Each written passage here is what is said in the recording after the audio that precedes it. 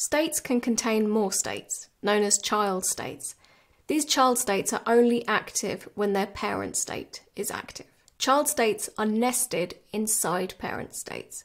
In this video player machine, the open state is a parent state, and the stopped, playing, and pause states are all child states of the open state.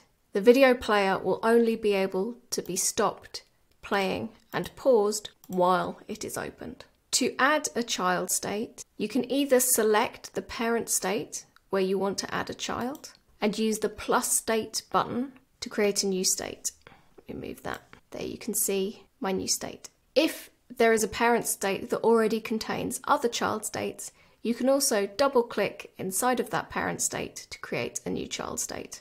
If you want to change the parent of a state, you can select that state, open the state details panel, and from the parent drop-down menu, you can choose a new parent state. I'm going to change the parent state to closed.